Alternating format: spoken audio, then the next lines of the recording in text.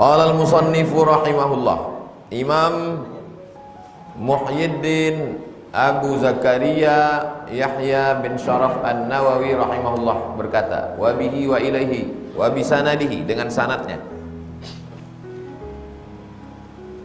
dari Abu Nujaid bi dhammin nun. Cara membacanya nunnya dibaca dhammah, nu.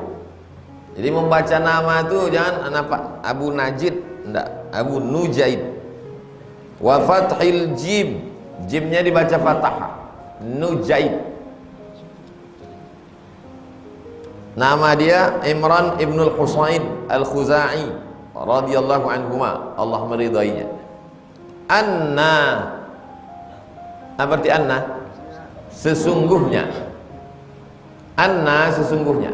Kalau di awal kalimat inna, anna mra'atan, karena dia di tengah jadi anna. Anna mra'atan, ada seorang perempuan, min Juhainata, dari suku Juhainah, atat, datang Rasulullah SAW. Ada seorang perempuan datang menjumpai Nabi Muhammad SAW. Wahiyya hubla, dia dalam keadaan hubla, hamil, mengandung anak. Minaz zina, hasil perbuatan zina. Faqalat, dia berkata, perempuan itu berkata, ya Rasulullah, wahai Rasulullah, asabtu haddan fa'aqimhu alayya, aku sudah melakukan perbuatan yang menyebabkan aku kena hukum had. Kalau satu had, kalau banyak hudud. Ada nama hukum qisas. Hukum qisas itu dibalas dengan perbuatan yang sama. As-sinnu bis-sinni, kalau dipatahkannya gigimu, patahkan pula gigi dia. Al-ainu bil-aini, kalau dicucuknya matamu, cucuk pula mata dia. An-nafsu bin-nafsi, kalau dihilangkannya nyawamu, hilangkan pula nyawa dia. Membalas dengan hukum yang sama namanya hukum qisas. Kalau orang berzina, itu namanya bukan hukum qisas, itu namanya hukum hudud. Hudud namanya. Kalau satu had, kalau banyak hudud. Hudud artinya sempadan. Orang Melayu nyebut batas itu apa namanya? Sempadan. Ini tanah antum, ini tanah saya. Di tengah itu ada sempadan, perbatasan. Kalau antum sudah melewati batas itu, antum sudah kena hudud. Kenapa orang berzina itu disebut melampau batas? Karena dia sudah melewati batas yang ditetapkan Allah Subhanahu wa ta'ala. Aku sudah melakukan perbuatan yang menyebabkan aku kena hukum hudud. Fa'aqimhu alayya, tegakkanlah hukum hudud itu kepadaku. Kalau lajang, gadis, belum nikah, berzina, ayatnya jelas. Masih ingat? A'udzubillahi minasyaitonirrajim. Az-zaniyatu waz-zani, pezina laki-laki, pezina perempuan. Fajlidu kulla wahidin minhuma mi'ata jaldah, cambuklah dia 100 kali. Kalau sudah berlaki, sudah berbini, hukumannya asy-syaikhu wasy-syaikhatu, laki-laki dan perempuan. Idza zanaya, kalau berzina, farjumuhumal battah, lemparlah pakai batu sampai mati. Kita membaca kitab ini gunanya supaya kita balik ke hadis-hadis Nabi SAW. Karena isinya hadis-hadis semua. Nanti antum tamat kuliah, pulang ke kampung, diminta orang kampung pengajian. Adik dari mana? Dari UIN ya? Iya. Tolong itu pengajian tempat kami. Oh, saya fakultas peternakan. Tak bisa beralasan gitu. Jadi kalau antum pulang, antum pede. Dek dari UIN ya? Ya. Bisa ngisi pengajian di masjid kami. Saya Pak, kalau ngisi pengajian sekali nggak bisa, saya mesti khatam. Gitu cara nolak. Kitabnya mana? Ada PDF. Di print, dia fotokopi. Antum pulang, antum bacakan kitab.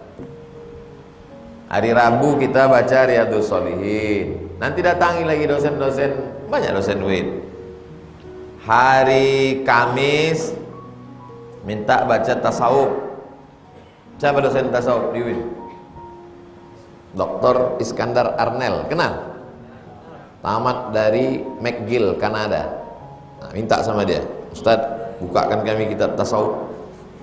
Ihya Ulumuddin terlalu besar, ditipiskan lagi Ihya Ulumuddin itu, diringkaskan oleh Syekh Jamaluddin Al-Qasimi. Ihya Ulumuddin punya siapa? Imam Abu Hamid Al-Ghazali, meninggal tahun 505. Abu Hamid Al-Ghazali meninggal tahun 505. Tahun Masehinya 1111. Terlalu tebal, diringkas oleh Syekh Jamaluddin Al-Qasimi, ulama dari Damaskus, Suriah. Nama kitabnya Mau'izatul Mu'minin min Riyadhis Shalihin. Download. Gimana cara mendownloadnya Pak Ustaz? Tulis di Google tuh, dari Mau'izatul Mu'minin PDF. Nah, tulis Mau'izatul Mu'minin PDF. Enter. Langsung dapat. Mau'izatul Mu'minin. Jadi tak ada hari antum kosong. Hari Rabu hadis, hari Kamis tasawuf, hari Jumat akidah. Akidah yang paling rendah Jala'ul Afham, syarah Aqidatul Awam. Ada matan, kitab matan namanya Aqidatul Awam. Minta syarah Jala'ul Afham, ditulis oleh murid waktu pengajian Sayyid Muhammad bin Alawi bin Abbas Al-Hasani Al-Maliki, ulama Makkah. Waktu dia mengajar tuh ditulis oleh muridnya Kiai Ihya,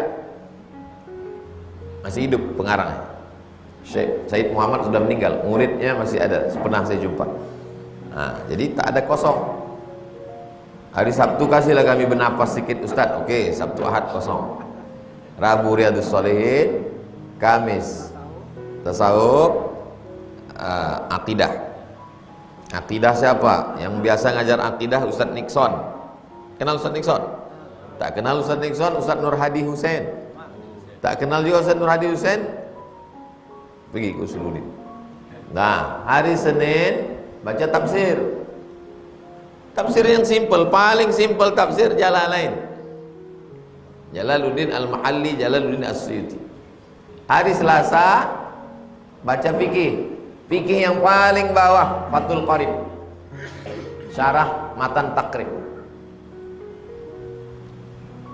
Fikih Fathul Qarib, tafsir Jalalain, hadis Riyadhus Shalihin, tasawuf Mau'izatul Mu'minin min Ihya Ulumuddin. Apa lagi? Aqidah Jala'ul Afham. 5 kitab seminggu. Kuliah selesai, kitab khatam. Balik suruh pengajian, barokah mendatangkan. Mantap kali Ustaz tadi mengajarkan. Ya, dia baca kitab di Pekanbaru, kan cuman kuliah, presentasi. Makalah copy paste, dosen tak baca. Dapat apa kalian kuliah? Ngaji subuh, sholat subuhnya dapat, biasa. Kalau sudah terbiasa nengok orang banyak, dia tak grogi. Kalian bukan cuma belajar baca kitab, belajar macam mana mengajarkan. Macam mana saya mengajar nih, begitu antum nanti ngajar. Macam mana gaya saya bercakap, gitu. Tapi kalau ustadz guru kita tuh banyak, antum kombinasikan. Antum bisa tenang macam Ustadz Iskandar Arnel, antum macam Ustadz Saidul Amin, antum kombinasi. Pada akhirnya antum akan menjadi diri antum sendiri. Mantap kali tadi Ustadz di masjid kita tuh ngajar Riyadhus Shalihin. Oh iya, dari fakultas apa dia tuh? Sains teknologi. Tapi kitabnya khatam. Jangan dari Usuluddin tak pandai bercakap. Balik ke kitab.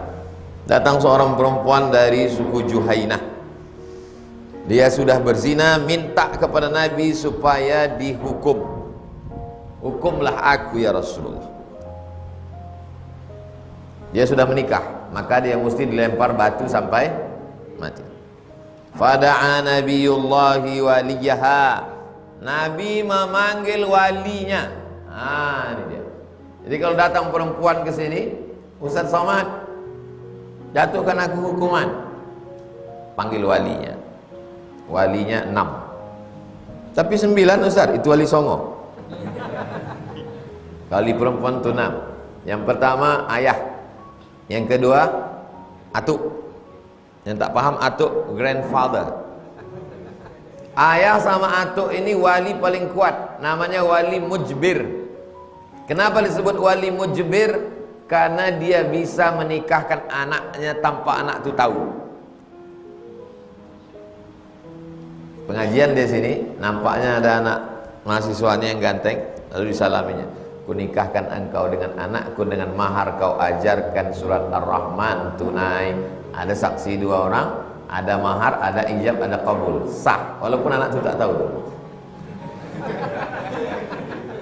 Itu namanya wali mujbir. Nanti belajar dalam fikih Fathul Qarib. Ayah atuk, yang 4 lagi abang laki adik laki-laki. Baru yang 2 lagi abang ayah adik ayah. Mama Pak Ustaz, mama saudara ibu. Ini mama. Itu secara adat Minangkabau bertanggung jawab. Jadi orang Minang itu beruntung. Walinya bertanggung jawab, mamanya bertanggung jawab. Dua-dua dapat. Adat basandi syarak, syarak basandi kitabullah. Jadi 2 kalian dapat perhatian kalau orang Minang. Fada'a nabiyullahi waliyaha, dipanggillah walinya. Faqala, kata Nabi, ahsin ilaiha, jaga rawat anak kemanakan kalian. Fa idza wada'at, kalau dia nanti melahirkan anak, fa'tini biha, bawa dia ke sini. Kenapa Nabi tak mau melempar batu dia sampai mati? Ini pertanyaan mid semester nih. Kenapa tak langsung aja kata Nabi, gali tanah, tanam badannya sekerat setengah, digali tanah, tanam sampai sepinggang, lempar batu sampai batu. Kenapa ditanam? Kalau tak ditanam lari. Kalau tak ditanam setengah, lempar 2 kali lempar lari. Itu maka ditanam badan. Kenapa Nabi tak menyuruh ulang sahabat tak lempar, gali tanah, lempar? Tak. Suruh melahirkan. Karena dalam perutnya, maaf cakap, ada anak. Anak ini berdosa apa tidak? Tak ada anak zina. Anak ini suci. Anak ini bersih.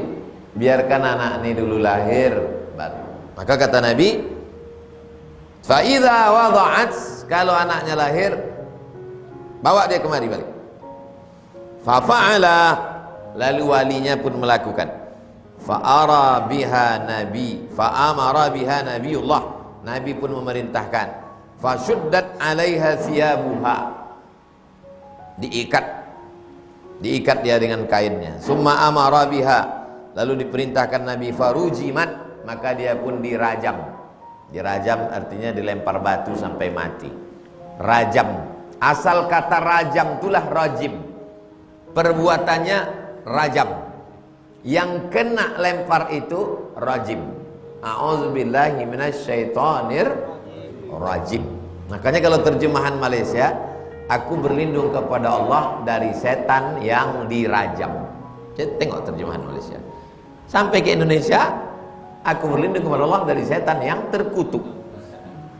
Dari pula rajim jadi terkutuk. Tak tahu kita entah siapa menerjemah. Rajam itu artinya dilempar batu sampai mati.